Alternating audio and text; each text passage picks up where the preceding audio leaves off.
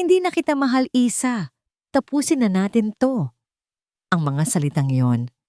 Simpleng-simple, pero mas matalas pa sa kahit anong patalim. Bawat pantig ay parang lason na dahan-dahang kumakalat sa buong sistema niya. Pinapatay ang bawat hibla ng pag-asa na binuo niya, hindi lang para sa gabing ito, kundi para sa buong buhay niya. Ilang oras lang ang nakalipas, ang mundo ni Isabela ay puno ng kulay. Nakaharap siya sa salamin, pinagmamasdan ng kanyang refleksyon. Suot niya ang paboritong navy blue silk dress ni Marco para sa kanya. Ang damit na sinabi nito noon na nagpapaalala sa isang gabing puno ng bituin. Inayos niya ang pagkakalugay ng kanyang buhok at naglagay ng paborito niyang pabango. Hindi niya mapigilan ng nangiting sumisilay sa kanyang mga labi. 5 taon. 5 taon na sila ni Marco. 5 taon ng mga pangarap, ng mga tawanan, ng mga pangako. At ngayong gabi, pakiramdam niya, ito na ang katuparan ng lahat. Ang dinner sa paborito nilang restaurant, ang kakaibang kaba sa boses ni Marco nang tumawag ito kanina. Lahat ay sumisigaw ng isang bagay, isang singsing, isang tanong na magbabago sa lahat. Okay, Isa, bulong niya sa sarili. Kinakausap ang nanginginig niyang refleksyon. Huminga ka ng malalim. This is it. Pero pagdating niya sa restaurant, may kakaibang bumalot sa kanya. Isang lamig na hindi galing sa aircon ng lugar. Nandoon si Marco, naghihintay sa kanilang pwesto. Gwapo gaya ng dati, sa suot nitong puting polo. Ngumiti ito nang makita siya, pero ang nangiti ay hindi umabot sa mga mata nito. Marco, bati niya. Sinubukang itago ang pananabik sa kanyang boses. Isa, umupo ka, sabi nito. Hindi man lang siya inalalayan sa upuan gaya ng dati. Umupo si Isa at ang katahimikan sa pagitan nila ay nakakabingi. Dati, hindi sila nauubusan ng kwento. Pero ngayon, tila ang bawat salita ay kailangan pang hukayin mula sa ilalim ng lupa. Pinilit ni Isa na maging masigla. Kinuwento niya ang tungkol sa bago niyang kliyente. Isang magkasintahan na sobrang kulit pero sweet. Tumatango lang si Marco. Ang mga mata ay nakatingin kung saan, pero hindi sa kanya. May problema ba? Hindi na natiis ni Isa na itanong. Tumingin si Marco sa kanya. Sa wakas. Pero ang mga matang iyon, ang mga matang dati tahanan niya, ay puno ngayon ng isang emosyon na hindi niya mabasa. Isang emosyon na nagpatindig ng balahibo niya. Hinawakan nito ang kamay niya na nakapatong sa mesa. Malamig ang kamay nito, o baka ang kamay niya ang nanlalamig. Isa, panimula nito, at bumilis ang tibok ng puso ni Isa. Eto na, sasabihin na niya, may kailangan akong sabihin sa'yo. Ako rin, may gusto akong sabihin. Mabilis niyang sabi, dala ng kaba. Actually, Marco, oo. Ang sagot ko ay oo. Napakunot ang noo ni Marco. Anong oo? Oo, pakakasalan kita, sabi niya, at isang munting tawa ang kumawala sa kanyang lalamunan. Isang tawang puno ng nerbiyos at kaligayahan. Pero hindi tumawa si Marco. Sa halip, dahan-dahan nitong binawi ang kamay nito mula sa pagkakahawak niya. Ang pagkawala ng init ng palad nito ay parang isang sampal sa pisngi ni Isa. Doon na sinabi ni Marco ang mga salitang iyon. Hindi na kita mahal, Isa. Tapusin na natin to. Paulit-ulit na tumatakbo ang mga salita sa isip niya habang nakatingin lang siya sa lalaking kaharap niya. Ang lalaking pinangarap niyang makasama habang buhay. Parang nag-iba ang mukha nito. Naging estranghero. Ano? Iyon lang ang nagawa niyang itanong. Ang boses niya ay basag. Patawad, sabi ni Marco, at tumayo na ito. Pero hindi ko na kayang magpanggap. Hindi niya na ito pinigilan. Paano niya pipigilan ang isang bagyo? Nakaupo lang siya roon habang pinapanood itong maglakad palayo. papalabas ng restaurant, papalabas ng buhay niya. Iniwan siyang mag-isa sa gitna ng mga taong masayang nag-uusap, sa ilalim ng mga ilaw na dati saksi sa kanilang pagmamahalan. Parang may kung anong malamig na bagay ang biglang ipinasok sa kanyang dibdib. Dahan-dahang kumakalat at pinipiga ang kanyang puso. Hindi siya makahinga. Nang makahanap siya ng lakas, nanginginig niyang kinuha ang kanyang cellphone. Isang numero lang ang nasa isip niya. Tiffany? Sabi niya nang sagutin nito ang tawag. Oh my God, Isa! Anong nangyari? Sinabi na ba niya? Anong sabi mo? Sunod-sunod na tanong ng kaibigan. Pero imbes na sagot, isang hikbi ang kumawala kay Isa. Isang malakas na hikbi na nagmula sa pinakailalim ng kanyang kaluluwa. Isa? Nasaan ka? Pupuntahan kita. Ilang sandali pa, nasa apartment na siya ni Tiffany. Yakap-yakap siya nito habang walang tigil ang pag-agos ng kanyang mga luha. Ang navy blue silk dress na maingat niyang isinuot kanina ay gusot na. Ang makeup na nagpaganda sa kanya ay kumalat na sa kanyang mukha. Ang gabing inakala niyang simula ng lahat ay naging katapusan pala. Makalipas ang 3 buwan, ibinuhos ni Isabela ang lahat ng kanyang oras at lakas sa kanyang trabaho. Ang Moments by Isabela, ang kanyang wedding planning company. Iyon ang naging kanlungan niya.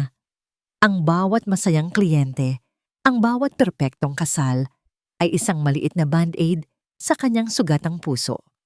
Isang umaga, habang nagkakape, binuksan niya ang kanyang email. Isang mensahe ang nakaagaw ng kanyang pansin. Ang subject, Inquiry. Grand Wedding of the Year.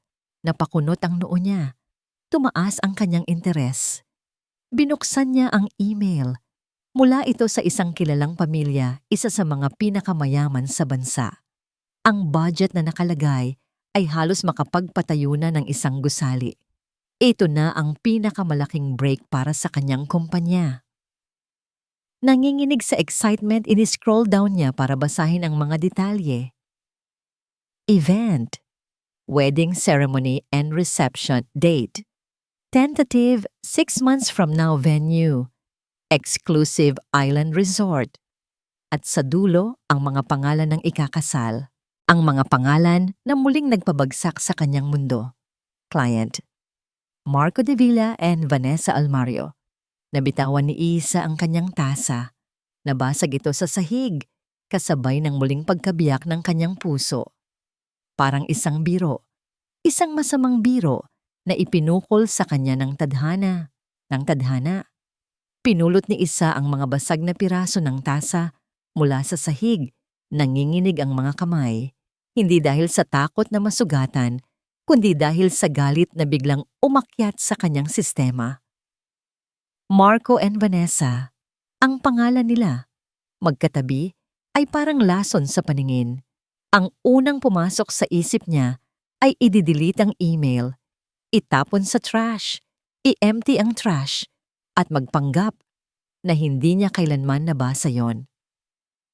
Paano niya haharapin ito? Paano niya ipaplano ang kasal ng lalaking dumurog sa puso niya? Agad niyang tinawagan si Tiffany.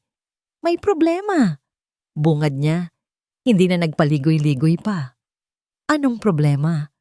May masamang nangyari? Nag-aalalang tanong ng kaibigan. Huminga ng malalim si Isa. Nakatanggap ako ng inquiry. Para sa isang malaking kasal. Oh, that's great news. Bakit parang problema yan? Dahil ang kliyente, sabi ni Isa at naramdaman niya ang pait sa kanyang dila, ay sina Marco at Vanessa. Katahimikan. Sa kabilang linya, narinig ni Isa ang matalas na paghinga ni Tiffany. Ano? Seryoso ka ba? I-delete mo iyan. Ngayon din. Are you crazy? Hindi mo yan tatanggapin, Isa. Over my dead body. Ito ang pinakamalaking project na pwedeng makuha ng kumpanya Tiff. Alam mo yan. Wala akong pakialam sa project. Ang pakialam ko ay ikaw. Bakit mo papahirapan ang sarili mo? Araw-araw, makikita mo sila. Magpaplano ka ng mga bulaklak, ng pagkain, ng lahat ng pangarap na para sa'yo dapat. Huwag mong gawin yan sa sarili mo. Tama si Tiffany. Bawat salita nito ay tumatagos sa kanya. Iyon ang matalinong gawin, ang madaling gawin.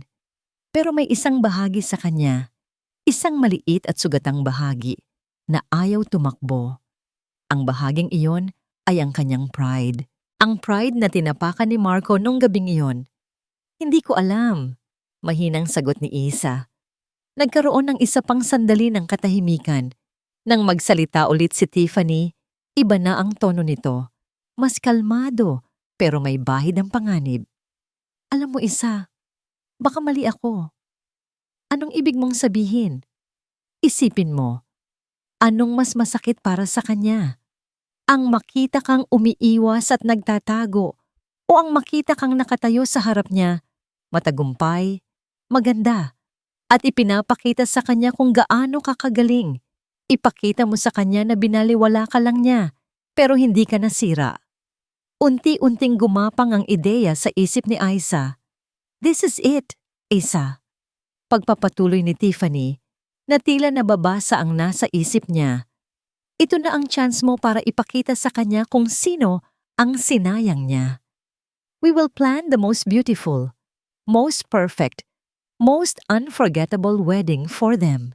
Isang kasal na sa tuwing maaalala niya. Ikaw ang makikita niya. Hindi ang bride niya. Ikaw. Isang ngiti. Ang unang totoong ngiti sa loob ng 3 buwan. Ang sumilay sa mga labi ni Isa. Isang ngiting mapait pero puno ng determinasyon. You're a genius, Tiffany. Ang meeting room ay malamig at tahimik. Nakaupo si Isa sa isang dulo ng mahabang mesa. Ang kanyang portfolio ay nakalatag ng perpekto sa harap niya. Suot niya ang kanyang pinaka-professional na damit. Isang itim na blazer at puting blouse. Ang kanyang mukha ay kalmado. Pero sa loob, ang puso niya ay parang nakikipagkarera. Bumukas ang pinto. Unang pumasok si Vanessa Almario. Mas maganda pa siya sa personal. Matangkad, balingkinitan, at may isang ngiti na kayang magpainit ng buong kwarto. Mayroon siyang aura ng kabaitan at karangyaan na hindi mo pwedeng pekein. Hi! You must be Isabella. It's so nice to finally meet you. Sabi nito, inilahad ang kamay. Tinanggap ni Isa ang kamay. Nice to meet you too, Ma'am Vanessa. Please have a seat. At pagkatapos, pumasok si Marco. Parang huminto ang pag-ikot ng mundo. Ganoon pa rin ang epekto niya kay Isa. Ang paraan ng paglalakad niya, ang tindig niya. Pero nang magtama ang kanilang mga mata, mabilis itong umiwas. Umupo ito sa tabi ni Vanessa, hindi man lang tumitingin sa direksyon ni Isa. Ang sakit. Sariwa pa rin ang sakit. Huwag kang bibigay, Isa, bulong niya sa sarili. Trabaho lang to. Inipon niya ang lahat ng kanyang lakas at nagsimula. Good morning, Sir Marco, Ma'am Vanessa. Thank you for considering Moments by Isabella. Ipinakita niya ang kanyang mga nagawang kasal. Ipinaliwanag niya ang kanyang proseso. Nagsalita siya tungkol sa mga konsepto, sa mga kulay, sa mga bulaklak. Sa buong presentasyon, si Vanessa ang masigasig na nakikinig. Nagtatanong ito, tumatango, at pumapalakpak pa sa ilang mga ideya niya. Si Marco, sa kabilang banda, ay parang estatwa. Nakatingin lang ito sa labas ng bintana. Ang panga ay matigas. So, ano sa tingin mo, mahal? Tanong ni Vanessa kay Marco. Hinawakan nito ang braso ng lalaki. Nagulat si Marco na tila bumalik lang sa kasalukuyan. Okay naman. Maganda. Ikaw ang masusunod. Isang ginangiti ang ibinigay ni Vanessa. Pero nakita ni Isa ang isang mabilis na pagdaan ng lungkot sa mga mata nito bago ito nawala. Pagkatapos ng usapan, inilapag ni Isa ang kontrata sa mesa. Ito na yon. Ang punto kung saan wala ng atrasan. Kinuha ni Vanessa ang ballpen at pumirma ng walang pag-aalinlangan. Pagkatapos, itinulak niya ang kontrata papunta kay Marco. Nagtagal ng ilang segundo bago ito kinuha ni Marco. Kinuha niya ang ballpen at sa isang sandali, nagtama ulit ang kanilang mga mata. Sa mga mata ni Marco, nakita ni Isa ang isang pamilyar na emosyon. Pagsisisi. Mabilis din itong nawala. Pumirma siya. Ang pirma ay mabilis at halos hindi mabasa. Pakiramdam ni Isa ay pumirma rin siya sa isang kasunduan sa demonyo. Perfect, sabi ni Vanessa, masayang pumalakpak. Tumayo na sila para umalis. Nagpaalam si Marco sa isang simpleng tango lang at nauna nang lumabas ng pinto. Naiwan si Vanessa at Isa. Salamat talaga, Isabela, sabi ni Vanessa. Ang boses ay puno ng sinseridad. It's my job, ma'am. No, really, sabi nito. At sa ikinagulat ni Isa, hinawakan ni Vanessa ang kanyang kamay. Ang hawak nito ay mainit at magaan. Marami akong nakausap na wedding planners, pero ikaw talaga ang pinili ko. Tumingin ito ng diretso sa kanyang mga mata. Salamat at tinanggap mo. Ikaw lang ang pinagkakatiwalaan ko para sa pinakamahalagang araw ng buhay ko. Natigilan si Isa. Ang mga salitang yon at ang paraan ng pagkakasabi nito ay hindi para sa isang simpleng wedding planner. Mayroon itong bigat. Mayroon itong kahulugan na hindi niya maintindihan. Bago pa siya makasagot, ngumiti ulit si Vanessa. Binitawan ang kanyang kamay at sumunod na kay Marco sa labas. Naiwan si Isa sa malamig na meeting room. Hawak ang kontratang may lason. Ang isip ay gulong-gulo sa sinseridad na nakita niya sa mga mata ng babaeng dapat niyang kamuhian. Nakatayo si Marco sa harap ng malaking bintana ng kanyang opisina. Tanaw ang magulong syudad sa ibaba. Pero ang isip niya ay wala roon. Ang isip niya ay nasa malamig na meeting room kanina sa mga mata ni Isabela. Ang mga matang dati puno ng pagmamahal para sa kanya, ngayon ay puno ng isang blangkong profesionalismo na mas masakit pa sa galit. Sa ibabaw ng kanyang mesa, nakalatag ang kontratang kapipirma lang niya. Ang bawat letra ng pangalan niya sa tabi ng pangalan ni Vanessa ay parang isang kadena na lalong humihigpit sa kanyang leeg.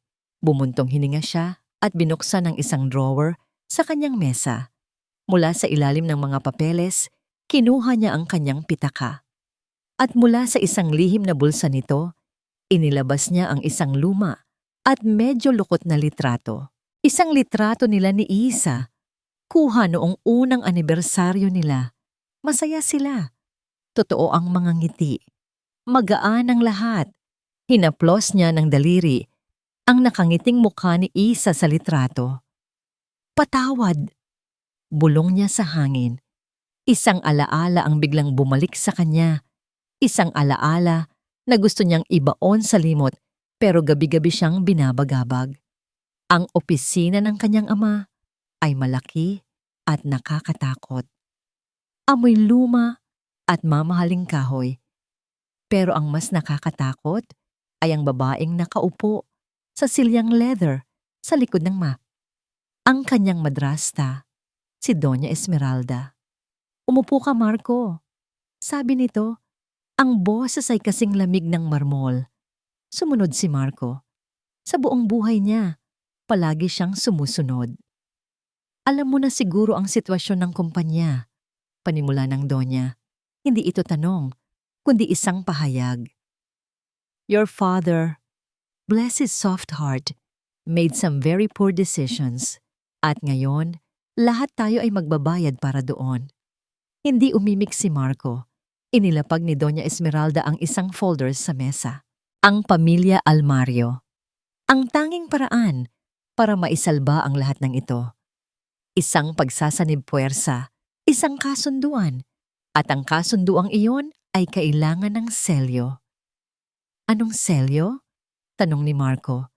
Kahit alam na niya sa kanyang puso ang isasagot nito. Isang matalim na ngiti ang sumilay sa labi ng kanyang madrasta. Isang kasal. Ikaw at ang kaisa-isang anak nila, si Vanessa. Tumayo si Marco na parang napaso. Ano?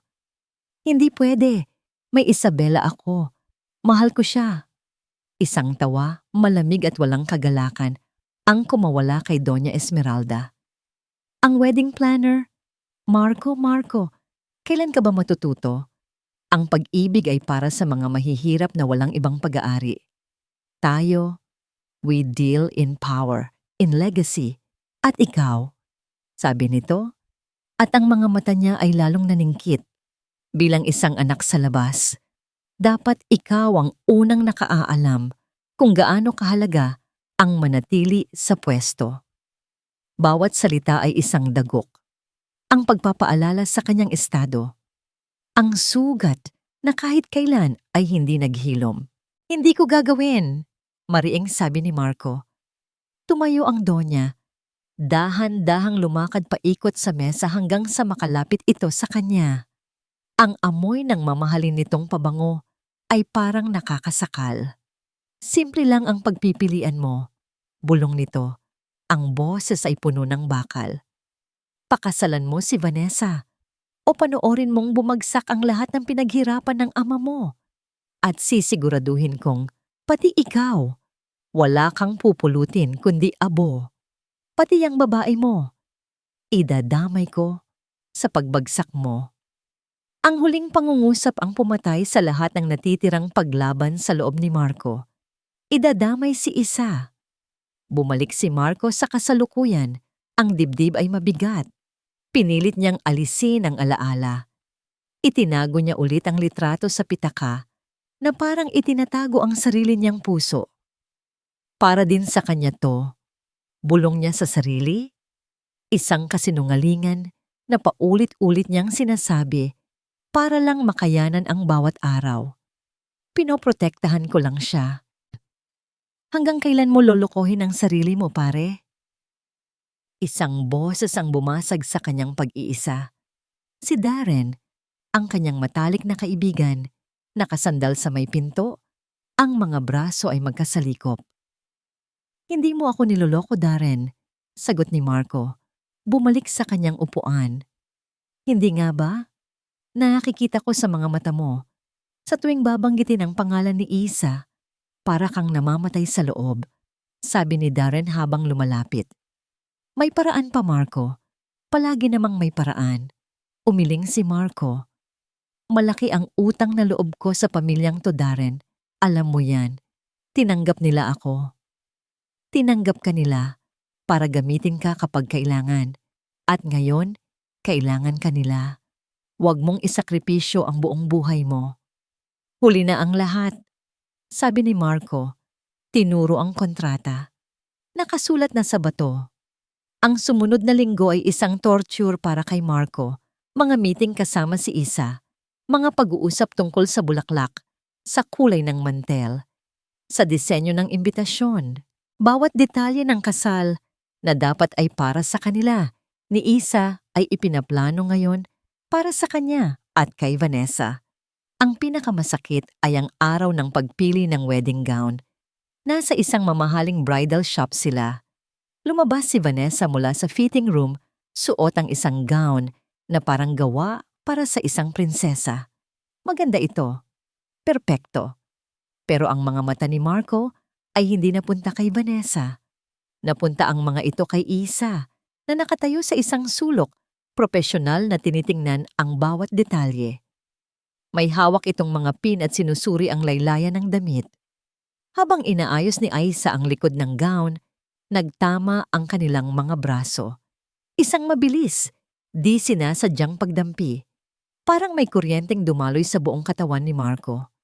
Ang init ng balat nito, ang pamilyar na pakiramdam. Saglit siyang napapikit, ninamnam ang sandaling iyon. Pero kasing bilis ng pagdampi ay ang pagbawi ni Isa ng kanyang braso na parabang napaso. Nakita ni Marco ang sakit na dumaan sa mga mata nito bago niya ito muling naitago sa ilalim ng isang propesyonal na maskara. Pagkatapos ng appointment, habang naglalakad palabas ng shop, narinig ni Marco ang boses ni Tiffany mula sa isang pasilyo. Kausap si Isa. Grabe, ang galing mong magpanggap, Bes. Kung hindi kita kilala, Iisipin kong okay ka lang talaga, sabi ni Tiffany. Ang boses ay mahina, pero malinaw. Hindi sumagot si Isa. Basta, tandaan mo ang plano. Pagpapatuloy ni Tiffany. Siguraduhin nating magiging memorable ang kasal niya sa paraang hindi niya malilimutan. Isang matinding kirot ang naramdaman ni Marco sa kanyang puso. So, iyon pala, paghihiganti. At narinig niya ang sagot ni Isa, isang sagot na kalmado, pero puno ng bigat. Oo, Tiff, sisiguraduhin ko. Napatigil si Marco sa kanyang kinatatayuan, nakatago sa likod ng isang pader. Ang maliit na pag-asa sa kanyang dibdib, ang pag-asang baka sa kabila ng lahat. Maiintindihan pa rin siya ni Isa, ay biglang namatay. Galit. Yun na lang ang nararamdaman ni Isa para sa kanya. At marahil, iyon na nga ang nararapat para sa kanya. Okay, operation. Find the flaw has officially begun, deklara ni Tiffany habang naglalapag ng 2 baso ng iced coffee sa maliit na mesa sa opisina ni Isa. Sa harap nila ay isang malaking whiteboard. Sa gitna, nakasulat ang pangalan, Vanessa Almario. So far, ano na ang meron tayo? Tanong ni Tiffany na parang isang general na nagpaplano ng gyera. Napabuntong hininga si Isa. Meron tayong... wala. Zero. Zilch. Imposible. Giit ni Tiffany. Lahat ng tao may baho. Kailangan lang nating amuyin ng mabuti. Tiff, ang babae ay parang santo. Sabi ni Isa, napasandal sa kanyang upuan sa pagkainis. Lagi siyang nakangiti. Sobrang bait sa lahat ng staff. Ang taste niya sa lahat ng bagay, impeccable. Kahit ang paraan niya ng paghinga, parang ang bango. Ew, wag kang ang ganyan, sabi ni Tiffany, pero napangiti rin. Okay, listahin natin. Ano ang mga posibleng kapintasan? Baka, sobrang gastadora? Suhestyon ni Isa. Hello? Mayaman sila. Hindi yun kapintasan, lifestyle yun. Sagot ni Tiffany. Baka may tinatagong masamang ugali? Naninigaw ng katulong? Tinanong ko na yung caterer na dati nilang ginamit sa isang party. Sabi nila, si Vanessa pa daw mismo ang nag-abot ng merienda sa kanila. With matching please and thank you pa. Napahilamos ng mukha si Isa. Bakit ang bait-bait niya nakakainis? Mas madali sanang kamuhian siya kung isa siyang bruha. Iyon ang tanong na paulit-ulit sa isip ni Isa. Hindi tama. Biglang tumunog ang telepono sa mesa ni Isa. Nakita niya ang pangalan ni Vanessa sa screen. Napairap na lang siya sa hangin bago sagutin. Hi Vanessa, sabi niya. Pinipilit pa siglahin ng boses. Hi Isa. Sorry to bother you. I know you're busy. Sabi ng masayang boses sa kabilang linya. I was just wondering, baka free ka for lunch today? May gusto lang sana akong itanong about the reception details. My treat. Nagkatinginan sila ni Tiffany. Sumenya si Tiffany ng go, go, go! Habang nagkukunwaring nag-iispay. Sige, sure, sagot ni Isa. Ang lunch ay sa isang mamahaling restaurant na tahimik at elegante. Tamang-tama para sa isang Vanessa Almario. So, panimula ni Vanessa pagkatapos nilang umorder. About sa music. Ano sa tingin mo ang mas gusto ni Marco? Isang live band o isang string quartet? Napatigil si Isa. Hindi mo alam? Napangiti si Vanessa, isang nangiting medyo alanganin. Well, syempre, alam ko naman ang general taste niya. Pero sa mga ganitong detalye, you know him longer. Ikaw ang mas nakakaalam. Parang may kung anong tumusok sa puso ni Isa. Oo, alam niya.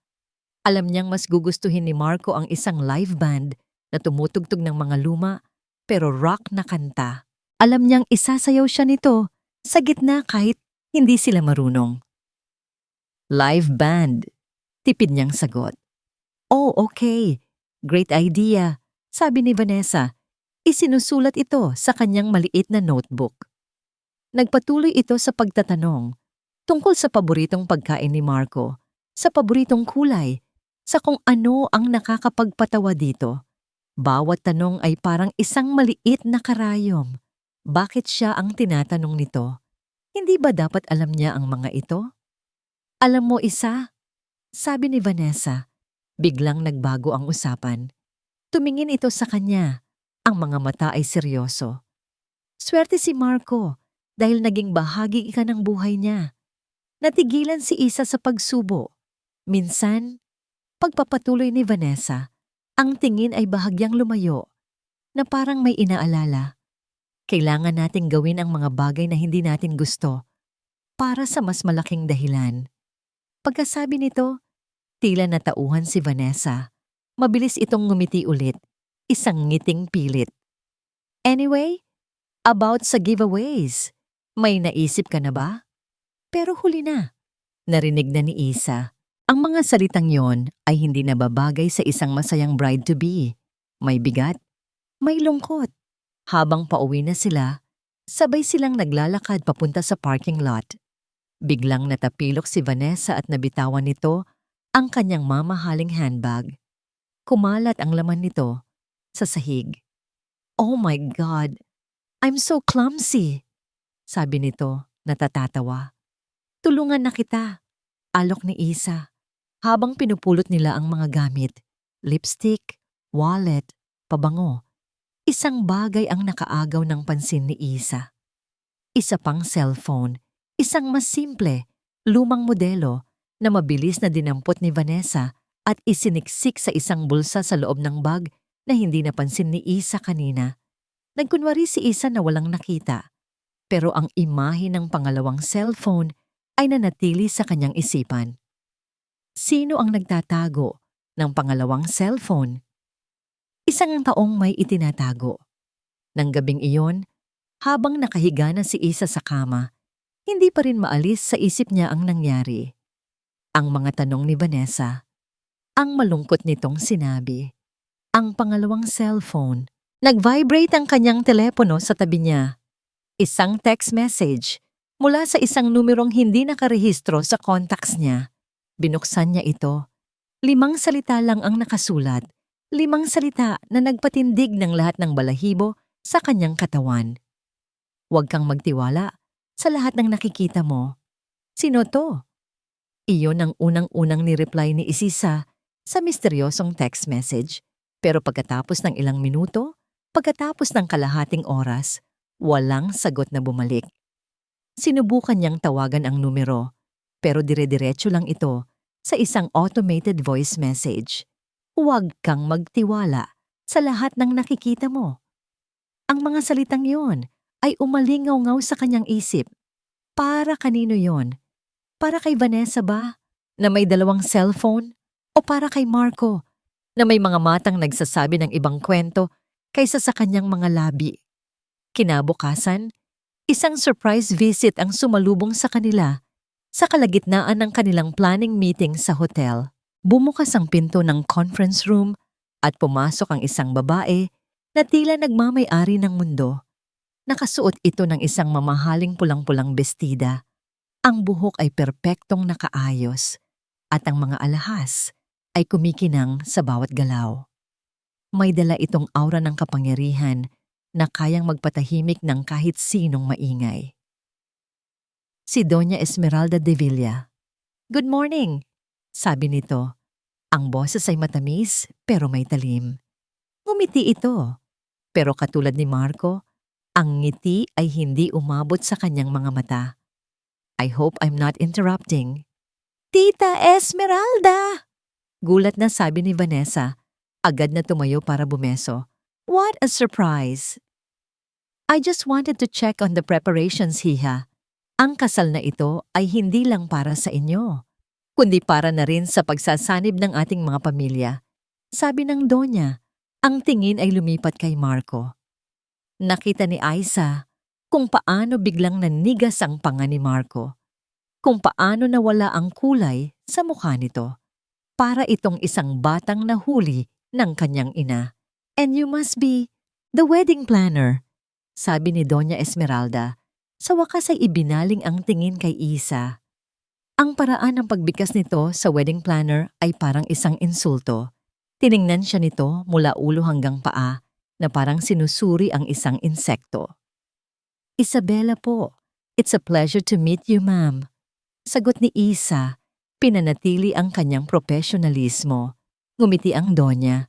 Let's see your ideas. Ang sumunod na oras ay parang isang pagsubok sa impyerno. Bawat ideya na ipresenta ni Isa, may puna si Doña Esmeralda. Masyadong simple ang mga bulaklak na ito. It looks cheap. Puti? For a wedding? How boring. Magmukha kayong mga multo. Ang font ng invitation ay parang sulat kamay ng isang bata. Bawat komento ay sinasabi nito sa isang matamis na paraan. Pero ang layunin ay malinaw. Ang ipahiya si Isa. Si Vanessa ay sumusubok na namang mamagitan, pero isang tingin lang mula sa Donya ay sapat na para patahimikin siya. Si Marco ay nanatiling tahimik sa kanyang upuan, nakayukom ang mga kamao sa ilalim ng mesa. Sa isang pagkakataon, habang abala sina Vanessa at Tiffany sa pagtingin sa isang sample ng tela, lumapit ang Donya kay Isa na nag-aayos ng mga papeles. Alam ko kung sino ka. Bulong nito. Sapat lang para marinig ni Isa. Nanigas si Isa sa kanyang kinatatayuan. Narinig ko ang tungkol sa'yo. Isa ka lang pagkakamali sa nakaraan ni Marco. Pagpapatuloy ng matanda, ang bawat salita ay puno ng lason. Kaya gawin mo lang ang trabaho mo nang maayos at umalis ka na sa buhay namin. Malinaw? Bago pa makasagot si Isa, lumayo na ang Donya na parang walang nangyari. Naiwan si Isa na nanginginig sa galit at hiya. Sino ang babaeng ito para pagsabihan siya ng ganoon? Pagkatapos ng meeting, habang nagliligpit si Isa, pumasok ulit si Marco sa kwarto. Isa, sabi nito. Ang boses ay mahina. Hindi siya lumingon.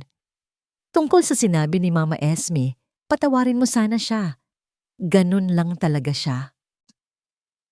Mama Esme. Ang pangalang iyon ay umalingaw-ngaw sa isip ni Isa. Hindi iyon ang pangalan ng tunay na ina ni Marco. Wala iyon. Trabaho lang to, di ba? Sagot ni Isa. Puno ng sarkasmo. Hindi pa rin ito tinitingnan. Isa, please. May kailangan ka pa ba, Sir Marco? Kung wala na, marami pa akong kailangang gawin. Sabi niya. Sa wakas ay hinarap ito. Ang mga mata ay malamig na parang yelo. Nakita niya ang sakit sa mga mata ni Marco bago ito tumalikod at umalis. Sa isang saglit, halos naawa siya. Pero mabilis niyang iwinak si Iyon. Nang gabing iyon, sa isang maliit na bar, ibinuhos ni Marco ang kanyang sama ng loob kay Darren. Hindi ko na kaya, Darren. Ang makita siyang sinasaktan ng pamilya ko. Ang makita siyang nasasaktan dahil sa akin. Sabi ni Marco, hawak ang baso ng alak. Then do something about it. Giit ni Darren. Anong magagawa ko? Nakatali na ako. Palagi kang may pagpipilian, Marco. Huminga ng malalim si Marco. Tumingin siya sa kanyang kaibigan, ang nag-iisang taong mapagkakatiwalaan niya. May hindi ka pa alam, Darren. Sabi niya, ang boses ay basag. Ang dahilan kung bakit ganito na lang ang hawak nila sa akin. Ang dahilan kung bakit malaki ang utang na loob ko sa pamilya. Tinitigan siya ni Darren, naghihintay. Anak ako sa labas, Darren. Natigilan si Darren. Ang ingay ng bar ay tila biglang nawala. Ang tunay kong ina ay hindi si Doña Esmeralda. Namatay siya noong pinanganak ako. Ang tatay ko, minahal niya ang nanay ko. Pero hindi niya kayang iwan ang pamilya niya. Kaya, he took me in. Binigyan niya ako ng apelyido niya. Itinuring na parang tunay. At iyon ang utang na loob na hindi ko kayang talikuran. Samantala, sa apartment ni Isa, kasama niya si Tiffany. Ang galit niya kanina ay napalitan ng determinasyon. May mali talaga, Tiff. Sa pamilya nila, sa trato ni Doña Esmeralda kay Marco. Parang hindi niya anak, sabi ni Aiza, pabalik-balik sa paglalakad. Baka naman masama lang talaga ang ugali ng matandang yun, sabi ni Tiffany habang nagtatype sa kanyang laptop. Bilang isang journalist, malawak ang network ni Tiffany. Hindi, iba eh. At yung sinabi niya, pagkakamali sa nakaraan ni Marco, bakit niya sasabihin yun? Biglang napatigil sa pagtatype si Tiffany. Oh my God! Ano yan? Tanong ni Isa lumapit. Humingi ako ng tulong sa isang source ko sa City Hall. Tinanong ko kung may mahanap siyang anumang public record tungkol sa mga Divilla. Sabi ni Tiffany, ang mga mata ay nanlalaki habang nakatingin sa screen. At dahan-dahang inikot ni Tiffany ang laptop paharap kay Isa. Nasa screen ang isang kopya ng isang lumang dokumento, isang birth certificate, pangalan, Marco Antonio Reyes, pangalan ng ama, Ricardo de Villa, pangalan ng ina, Amelia Reyes. Napatakip ng bibig si Isa. Hindi Doña Esmeralda ang ina, at ang apelyido niya, hindi de Villa.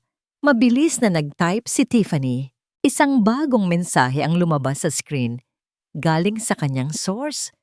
May chismis dati na ang panganay na lalaki ni Don Ricardo, anak daw sa dati nitong sekretarya. Patay na daw yung babae. Biglang nag-vibrate ang cellphone ni Isa. Isang email mula kay Tiffany. Ang subject, The Truth. Naka-attach ang litrato ng birth certificate. At sa ibaba, isang maikling mensahe mula sa kaibigan. Isa, I think I found something. Ang cellphone sa kamay ni Isa ay parang biglang bumigat ng 100 beses. Marco Antonio Reyes, ina. Amelia Reyes. Hindi ito si Marco de Villa ang tagapagmana na nag-iwan sa kanya para sa isang mas mayaman. Ito ay si Marco Reyes, ang anak sa labas na buong buhay na naghahanap ng pagtanggap. Paulit-ulit niyang binasa ang mga pangalan. At sa bawat pagbasa, ang galit na inipon niya sa loob ng 3 buwan ay dahan-dahang natutunaw, napapalitan ng isang emosyon na hindi niya inaasahan. Awa, biglang nagkaroon ng kahulugan ng lahat, ang mga malulungkot na mata ni Marco sa tuwing sila'y nagkikita. Ang pag-iwas nito ng tingin, ang paraan ng pagtrato sa kanya ni Doña Esmeralda na parang basura, ang sinabi nitong siya ay isang pagkakamali. Hindi niya ipinagtatanggol ang ginawa ni Marco. Ang sakit ng pag-iwan nito sa kanya ay totoo pa rin. Pero ngayon, naiintindihan na niya. Si Marco ay isang biktima rin, isang bihag sa isang hawlang gawa sa ginto. Ang kasal na ito ay hindi niya pinili. Ito ay isang sentensya. Ang plano niya ng paghihiganti ay biglang parang naging mababaw at katawa-tawa. Paano niya sasaktan ng isang taong wasak na? Kinabukasan, may meeting sila ni Vanessa para i-finalize ang listahan ng mga bisita. Habang naghihintay si Aiza sa lobby ng hotel, napansin niyang balisa si Vanessa. Palipat-lipat ang tingin nito sa relos at sa kanyang cellphone. Pasensya na Isa, mabilis lang to, promise, sabi ni Vanessa. Mabilis na pinipirmahan ang mga dokumento na hindi man lang halos binabasa. May kailangan lang akong puntahan. Isang emergency sa pamilya. Tumangulang si Isa. Kahit halata namang nagsisinungaling ito. Pagkaalis ni Vanessa, isang ideya ang pumasok sa isip ni Aiza. Isang mapusok at delikadong ideya. Naalala niya ang misteryosong text, ang 2 cellphone, ang biglaang pag-alis ni Vanessa. Sinundan niya ito. Maingat siyang nagmaneho, pinapanatili ang distansya.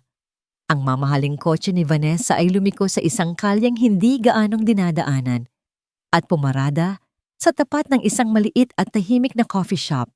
Isang lugar na hinding-hindi mo aakalaing pupuntahan ng isang tulad ni Vanessa Almario. Nagpark si Isa sa kabilang kalsada, sa likod ng isang malaking van, kung saan meron siyang malinaw na tanawin sa loob ng shop. Umupo si Vanessa sa isang mesa sa pinakasulok. Muli, balisa ito. At pagkalipas ng ilang minuto, isang lalaki ang dumating at umupo sa tapat niya. Nanlaki ang mga mata ni Isa. Si Darren, ang matalik na kaibigan ni Marco. Ang una niyang naisip ay baka may kinalaman ito sa plano ng kasal. Baka inutusan siya ni Marco. Pero ang sumunod na nangyari ay nagpabura sa lahat ng lohikal na paliwanag sa kanyang isip. Hindi sila mukhang magkaibigan na nag-uusap lang. Ang kanilang mga mukha ay seryoso, puno ng pag-aalala. Sa isang punto, iniabot ni Darren ang kamay nito sa ibabaw ng mesa at hinawakan ang kamay ni Vanessa.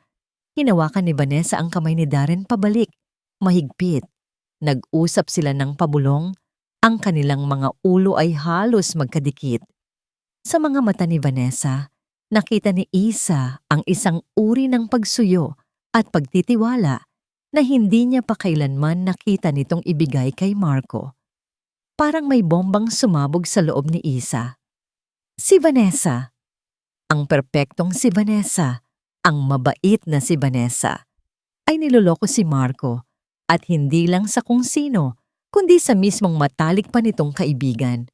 Isang bagong klase ng galit ang biglang umapoy sa kanyang dibdib. Isang galit na hindi para sa kanyang sarili, kundi para kay Marco. Habang si Marco ay isinasakripisyo ang kanyang kaligayahan para sa pamilya, ang babaeng pakakasalan niya ay nagtataksil sa kanyang likuran. Ito ang tunay na kasinungalingan. Ito ang kailangang malaman ng lahat. Nanginginig sa galit, dahan-dahan niyang itinaas ang kanyang cellphone. Itinutok niya ang camera sa bintana ng coffee shop. Nag-zoom in siya hanggang sa malinaw na makita ang magkahawak nilang mga kamay sa ibabaw ng mesa. Click! Ang tunog ng shutter ng camera ay parang isang putok ng baril sa tahimik niyang kotse. Tiningnan niya ang litrato sa screen. Malinaw, hindi maikakaila. Ang ebidensya ng isang pagtataksil. Ang plano ng paghihiganti niya ay biglang nagbago. Hindi na ito tungkol sa kanya. Ito ay tungkol sa paglalantad ng katotohanan. Ang maruming katotohanan sa likod ng perpektong kasal na ito. Gagamitin na niya ang litratong ito. Hindi pa niya alam kung paano o kailan, pero alam niyang ito na ang alas niya. Ang sandata na magpapabagsak sa lahat ng kasinungalingang ito. Umalis si Darren pagkatapos ng halos kalahating oras. Naiwan si Vanessa, nakatingin sa labas ng bintana, ang mukha ay naliligalig. Pagkatapos ng ilang minuto, tumayo na rin ito at umalis. Bumalik sa kanyang mamahaling kotse at muling isinuot ang maskara ng isang masayang bride-to-be. Naiwan si Isa sa kanyang kotse. Ang puso ay kumakabog ng malakas. Ang pakiramdam ng awa niya para kay Marco kanina ay napalitan ng isang maprotektang galit. Niloloko siya ng lahat. Ng kanyang pamilya, ng kanyang mapapangasawa, ng kanyang matalik na kaibigan. Kinagabihan, hindi siya mapakali. Ang litrato sa kanyang cellphone ay parang isang apoy na nag-iinit sa kanyang bulsa. Ipinakita niya ito kay Tiffany. Oh my God! Iyon lang ang nasabi ni Tiffany. Ang mga mata ay gulat na gulat. Ang kapal ng mukha nila. Kawawa naman si Marco. Alam ko, sabi ni Isa, at hindi ako papayag na matuloy ang kasal na hindi niya nalalaman ng totoo. Anong gagawin mo? Ipapakita mo sa kanya? Umiling si Isa. Hindi. Kung ako ang magpapakita, iisipin niyang ganti ko lang to. Hindi niya ako paniniwalaan. Kailangan nilang mahuli sa akto. O mas maganda pa. Isang ideya, isang mapanganib at dramatikong ideya, ang nabuo sa kanyang isip. Ang wedding rehearsal dinner, sabi ni Isa. Ang mga mata ay nag-aapoy. Nandoon ang lahat. Ang pamilya De Villa, ang pamilya Almario, ang lahat ng importanteng tao. Iyon ang perpektong entablado. Isa, delikado yan, babala ni Tiffany. Pero hindi na nakikinig si Isa. Ang kirot ng nakaraan at ang galit ng kasalukuyan ay nagsanib. Bumubuo ng isang matibay na determinasyon. Kinuha niya ang kanyang cellphone at nag-text kay Tiffany. May alas na tayo. Ang gabi bago ang rehearsal dinner ay ang pinakamahabang gabi sa buhay ni Marco. Hindi siya makatulog. Pabalik-balik siya sa kanyang kwarto na parang isang hayop na nakakulong sa hawla. Bawat sulok ng kanyang mamahaling condo unit ay sumisigaw ng kasinungalingan. Isang buhay na hindi niya pinili. Isang kinabukasang hindi para sa kanya. Hindi na niya natiis. Kinuha niya ang susi ng kanyang kotse at nagmaneho ng walang direksyon hanggang sa ang kanyang mga kamay, na tila may sariling isip, ay nagdala sa kanya sa isang pamilyar na lugar. Ang kalye kung saan nakatira si Isa. Ipinatay niya ang makina ng kotse sa tapat ng luma nilang apartment building. Mula sa dilim, kitang-kita niya ang liwanag mula sa bintana ng kwarto ni Isa sa ikalawang palapag. Gising pa ito. Ano kaya ang ginagawa niya? Iniisip din kaya siya nito? O baka naman, abala ito sa pagpaplano ng kanyang paghihiganti? Isang alaala ang bumalik sa kanya. Isang gabing umuulan. Magkayakap sila sa maliit na sofa ni Isa, nanonood ng isang lumang pelikula. Kumakain ng murang popcorn. Simple. Masaya. Totoo. Isang butil ng luha ang pumatak mula sa kanyang mata. Hindi na niya kaya. Hindi niya kayang isuko ang mga alaalang iyon. Hindi niya kayang mabuhay sa isang mundong hindi kasama si Isa. Nanginginig niyang kinuha ang kanyang cellphone. Dinial niya ang numero ni Vanessa. Marco? Gabi na May problema ba? Sagot ni Vanessa, ang boses ay inaantok. Hindi ko na kaya, Vanessa. Sabi ni Marco. Ang boses ay basag at puno ng desperasyon. Itigil na natin to. Bukas, aaminin ko na ang lahat. Kahit anong mangyari, hindi ko kayang pakasalan ka. Katahimikan sa kabilang linya. Inaasahan ni Marco na magagalit ito, sisigaw, magwawala. Pero ang narinig niya ay isang kalmadong pagbuntong hininga. Marco, sabi ni Vanessa, at ang boses nito ay biglang naging seryoso at malinaw. Makinig ka sa akin. Huwag kang gagawa ng kahit anong padalos-dalos. Pero magtiwala ka sa akin, Marco. Bukas, gawin mo lang ang lahat ng napag-usapan natin. Huwag kang aatras. Huwag kang bibigay. Just trust me. Anong ibig mong sabihin? Naguguluhang tanong ni Marco. Basta, magtiwala ka. See you tomorrow. At ibinaba na nito ang tawag. Naiwan si Marco na lalong naguluhan. Anong ibig sabihin ni Vanessa? Anong pinag-usapan nila? Wala siyang maalalang plano. Ang alam niya lang, bukas, isusuot na sa leeg niya ang tanikala. Kinabukasan, sa rehearsal dinner, ang tensyon sa loob ng private function room ay halos hinihiwa ng kutsilyo. Ang mga pamilyang De Villa at Almario ay nakangiti sa isa't isa, pero ang mga ngiti ay peke. Si Doña Esmeralda ay parang isang reyna sa kanyang trono. Ang mga mata ay matalas na nagmamasid sa bawat galaw. Nahanap ng mga mata ni Marco si Isa.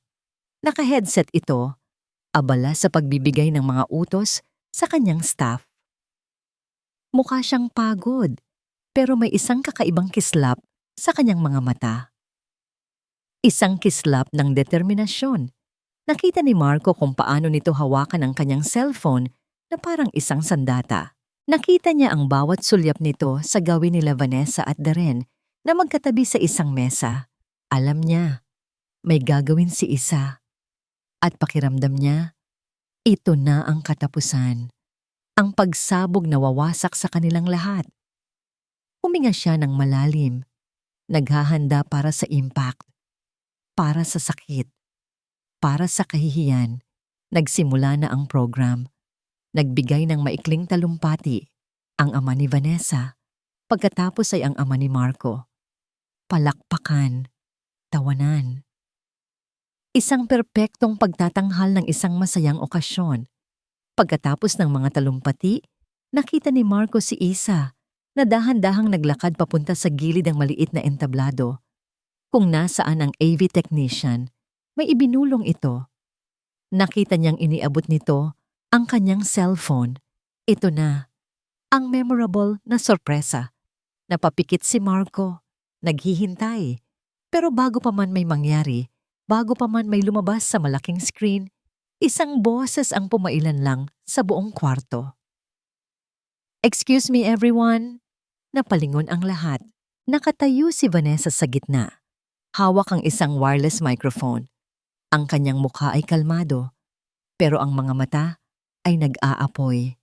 Pati si Isa ay natigilan. Ang kamay ay nanigas sa ere. Tumingin si Vanessa sa kanyang mga magulang, sa pamilya De Villa at kay Marco. "Bago po tayo magsimula," sabi ni Vanessa, ang boses ay matatag at malinaw. "May gusto lang po akong ipagtapat sa inyong lahat." Nakatayo si Isa sa gilid. Ang puso niya ay kumakabog na parang tambol sa isang digmaan. Hawak niya ang kanyang cellphone, ang daliri ay nakahanda. Isang senyas na lang sa AV technician at lalabas na sa malaking screen ang litrato, ang ebidensya na wawasak sa lahat. "Ito ay para sa katotohanan," sabi niya sa sarili. Para kay Marco.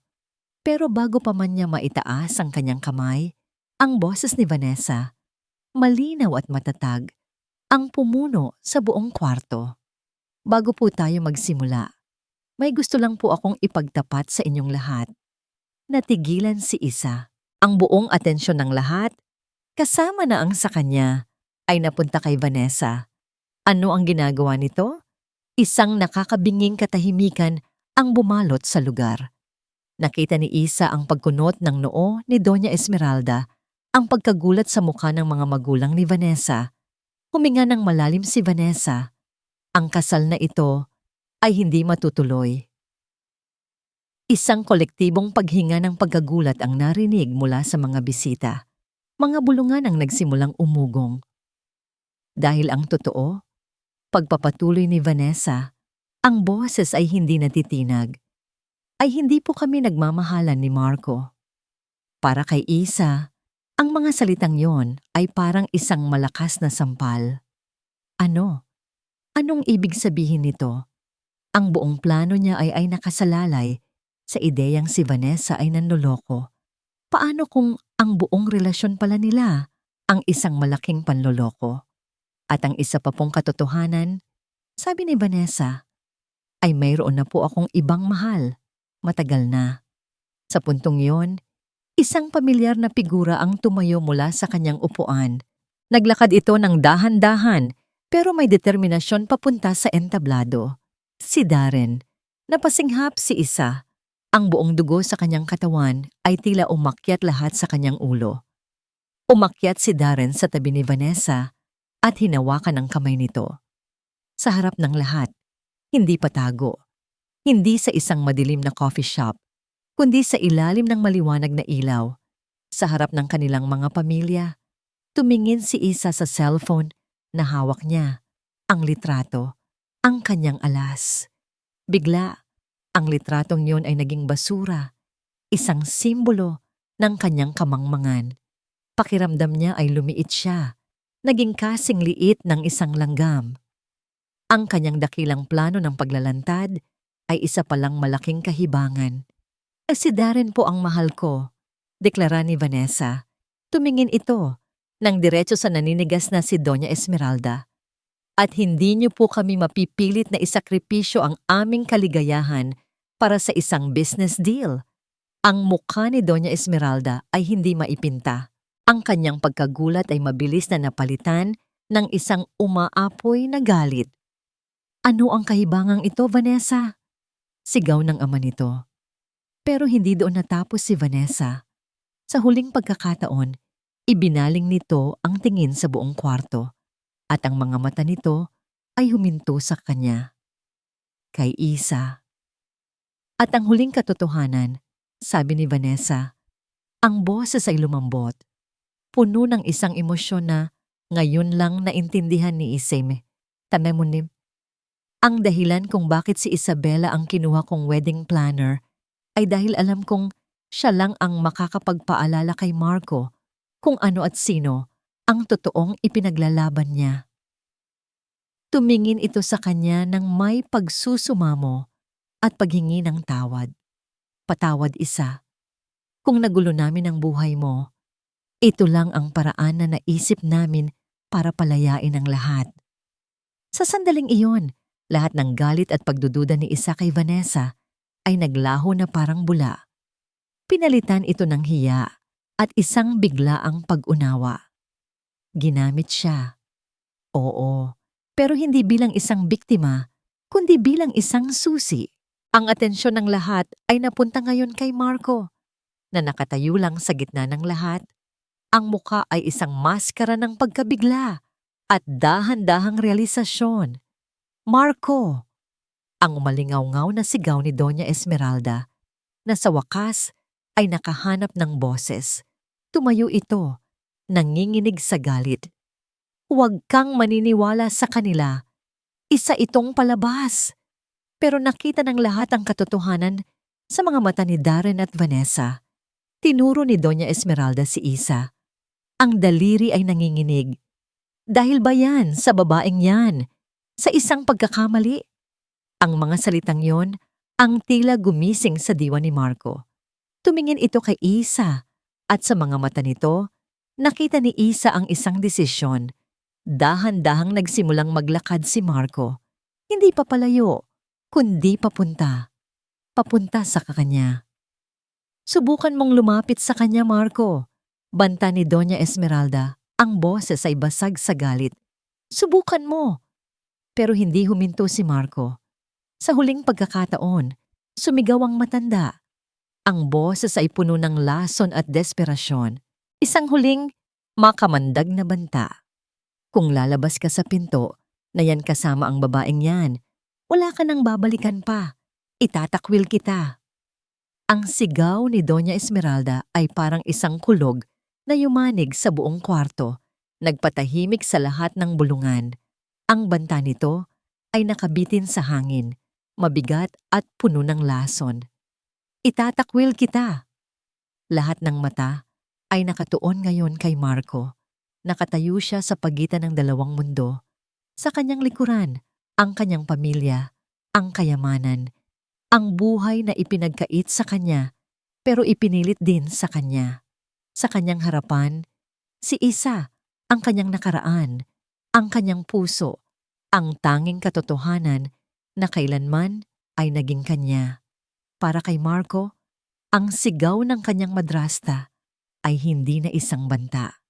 Ito ay isang alok. Isang alok ng kalayaan. Dahan-dahan siyang lumingon, hindi kay Isa, kundi sa babaeng humubog at sumira sa kanyang buhay. Sa unang pagkakataon, tiningnan niya si Doña Esmeralda hindi nang may takot, kundi nang may awa. Maraming salamat po, Doña Esmeralda. Sabi niya, ang boses ay kalmado na parang isang lawa pagkatapos ng isang bagyo. Maraming salamat po sa lahat sa pagbibigay ng apelyido sa akin, sa pagpapatira sa akin sa inyong tahanan. Huminga siya ng malalim. Pero hindi ko po kayang bayaran ng utang na loob na yan gamit ang kaluluwa ko. Tumingin siya sa kanyang ama na nakaupo lang ang muka ay blangko. Talunan. Pamahal kita, pero tapos na po ako sa pagiging anino nyo. Pagkasabi noon, dahan-dahan siyang tumalikod sa kanila. Bawat hakbang palayo sa kanila ay isang hakbang papalapit sa kanyang sarili. Ang bigat na pinapasan niya sa kanyang mga balikat sa loob ng maraming taon ay tila dahan-dahang nawawala. Ang kanyang mga mata ay hindi na humiwalay sa mga mata ni Isa. Si Isa ay nakatayo pa rin, parang isang estatwa, hindi makapaniwala sa nangyayari. Ang gabi na inakala niyang gabi ng paghihiganti ay naging gabi pala ng pagpapalaya. Nilakad ni Marco ang espasyo sa pagitan nila. Ang bawat hakbang ay mabigat sa kahulugan. Nang sa wakas, ay nasa harap na niya si Isa Nakita niya ang lahat sa mga mata nito. Ang sakit, ang galit, ang pagkalito, at sa ilalim ng lahat ng iyon, ang pag-ibig na akala niya'y nawala na. "Patawarin mo ako, Isa," bulong niya. Sapat lang para marinig nilang dalawa. Sa lahat-lahat, hindi kailangan ng mahabang paliwanag. Sa isang tingin, sa isang salita, naiintindihan na nila ang lahat. Iniabot ni Marco ang kanyang kamay. Isang simpleng alok. Isang tanong na hindi nangangailangan ng salita. Nag-alinlangan si Isa ng isang segundo. Ang isip niya ay sumisigaw ng 100 tanong. Paano? Bakit? Anong mangyayari bukas? Pero ang puso niya ay sumasagot ng isang salita lang. Oo. Dahan-dahan niyang itinaas ang kanyang kamay at ipinatong ito sa palad ni Marco. Ang init. Ang pamilyar na init. Para siyang isang biyaherong pagod na sa wakas ay nakauwi na. At hinawakan ni Marco ang kamay niya ng mahigpit na parang nangangakong hindi na niya ito bibitawan pa. Magkahawak kamay. Sabay silang tumalikod sa gulo. Sabay silang naglakad papunta sa malaking pinto ng function room. Ang mga mata ng lahat ay nasa kanila. Pero hindi na nila ito pinansin. Ang mundo nila ay lumiit sa kanilang dalawa lang. Nang buksan nila ang pinto at humakbang palabas, ang malamig na hangin ng gabi ang sumalubong sa kanila. Sumara ang pinto sa kanilang likuran. Isinasara ang isang kabanata ng kanilang buhay. Nasa tahimik na hallway na sila, ang tanging naririnig ay ang kanilang sariling paghinga. Binitawan ni Isa ang kamay ni Marco. Kailangan niya ng espasyo. Kailangan niyang huminga. Humarap siya sa lalaki. Ang puso ay puno ng mga emosyon na hindi niya kayang pangalanan lahat. "Marco?" sabi niya. Ang boses ay nanginginig. "Bakit?" Tumingin si Marco sa kanya. Ang mga mata ay puno ng pagsisisi na hindi na nito tinatago. "Bakit hindi mo sinabi sa akin?" Pag-uulit ni Isa, ang tanong na matagal nang nakakulong sa kanyang dibdib. "Bakit kailangan kong malaman sa ganitong paraan? Bakit hinayaan mo akong kamuhian ka?" Ang mga tanong na yon ay parang mga punyal na tumusok sa puso ni Marco, pero tinanggap niya ang lahat. "Dahil duwag ako," mahina niyang sagot, "ang pag-amin ay mapait. Dahil akala ko, sa pag-iwan sa'yo, pinoprotektahan kita. Hindi ko naisip na ang taong kailangan mong protektahan ay ako. Patawad, Isa. Kung may isang bagay lang akong mababago, iyon ay ang gabing iyon. Dapat sinabi ko sa'yo ang lahat." Natahimik si Isa. Ang katotohanan iyon, ang masakit pero tapat na pag-amin, ang nagsimulang maghilom sa mga sugat na iniwan nito. Makalipas ang 6 na buwan, ang hangin ay amoy sariwang bulaklak at damong dagat. Ang tunog ng alon ay nagsisilbing malamyos na musika sa ilalim ng papalubog na araw. Perpekto ang lahat. Nakatayo si Isabela sa gilid. Hawak ang isang clipboard, pero hindi naman talaga tinitingnan. Ang kanyang mga mata ay nasa magkasintahang nakatayo sa harap ng isang arko ng mga puting rosas. Si Tiffany, ang kanyang matalik na kaibigan, ay napakaganda sa suot nitong wedding gown. Ang mga mata ay kumikinang habang nakatingin sa lalaking nasa harap niya. At si Darren na nakangiti ng pagkalawak-lawak na para bang nanalo siya sa loto ng paulit-ulit. Masaya sila. Totoong masaya. Si Isa ang nagplano ng lahat. Ito ang regalo niya sa 2 taong naging tulay para mahanap niya muli ang kanyang daan. Pagkatapos ng gabing iyon sa rehearsal dinner, ang sumunod na mga linggo ay magulo. May mga iskandalo, may mga nasirang kasunduan sa negosyo. Pero sa gitna ng lahat ng yon, 4 silang naging sandalan ng isa't isa. "Mukhang masaya ka." Isang pamilyar na boses ang bumulong sa kanyang likuran. Isang pares ng braso ang pumulupot sa kanyang baywang. Ipinatong ni Marco ang kanyang baba sa balikat ni Isa. Sabay nilang pinanood ang seremonya. Masaya ako para sa kanila. Sagot ni Isa, isinandal ang kanyang ulo sa dibdib ni Marco. At masaya ako para sa atin. Ang daan pabalik sa isa't isa ay hindi naging madali. Nag-usap sila. Gabi-gabi, inilabas nila ang lahat ng sakit, lahat ng tanong, lahat ng pagsisisi. Umiyak si Isa.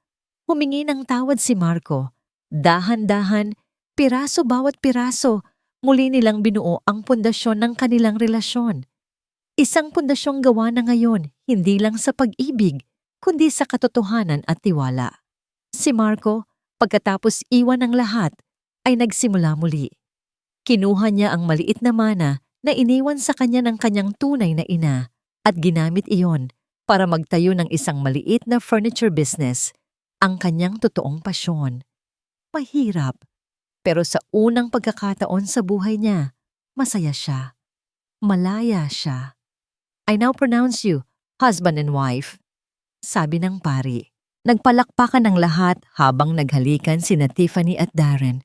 Sa kalagitnaan ng masayang salo-salo sa reception, habang abala ang lahat sa pagsasayaw at pagkain, hinila ni Marco si Isa palayo sa maraming tao.